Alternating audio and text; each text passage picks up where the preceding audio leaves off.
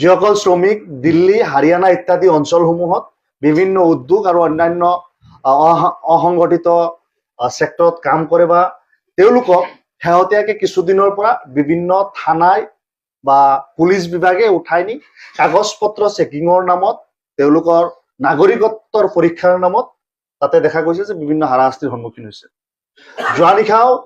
যোৱাকালি প্ৰায় 80 জনতকৈ অধিক এটা দল প্ৰতিটো থানাতে গুৰুগ্ৰাম অঞ্চল জিলাখনৰ প্ৰতিটো থানাতে 10 জন 20 জন 50 জন 80 জন এই ধৰণৰ লোক তেওঁলোকক উঠাই লোৱা হৈছে আৰু এই প্ৰক্ৰিয়া বিগত কেইবাদিনৰ পৰা চলি আছে। দিন ৰাতি একাকাৰ কৰি তাতে ৰাখে, বিভিন্ন সময়ত তেওঁলোকক হাৰাশাস্তি কৰে আৰু আমাৰ সমষ্টিৰ লোক তাতে আছে। আমি সেই জেগাবিলাকক ডিএছপি হওক থানাদাৰ হওক তেওঁলোকৰ লগত বিভিন্ন সময়ত যোগাযোগত আছো।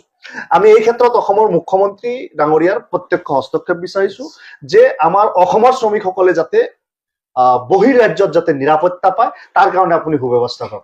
আৰু আজি আমি সংবাদ মেলৰ জৰিয়তে বংগৰ মুখ্যমন্ত্ৰী মমতা বেনাৰ্জী ডাঙৰীয়ানীকো আমি আহ্বান জনাইছো, কাৰণ যিহেতু তাতে বংগভাষী বাংলাভাষী আৰু পশ্চিমবংগৰ লোকসকলকো সমান্তৰালভাৱে হাৰাশাস্তি কৰি থকা হৈছে, বিশেষভাৱে বাংলাদেশীৰ নাম কৈ তাতে হাৰাশাস্তি কৰি থকা হৈছে। যিটো অত্যাচাৰ যিটো হাৰাশাস্তি বিগত সময়ত কেৱল অসমত চলিছিল, এতিয়া সেইটো সামগ্ৰিকভাৱে সৰ্বভাৰতব্যাপী। আজি শ্ৰমজীৱী এটা কমিউনিটি বা এটা লেবৰিয়াছ গ্ৰুপক যদি এই ধৰণৰ দিনৰ নাগৰিকত্বৰ নামত য'ত কাম কৰিব য'ত তাতে যদি হাৰাশাস্তি হয়, আজি উজনিত যাব নোৱাৰিব, আজি দিল্লীত যাব নোৱাৰিব, আজি হাৰিয়ানাত যাব নোৱাৰিব, এই মানে আচলতে কি হ'ব?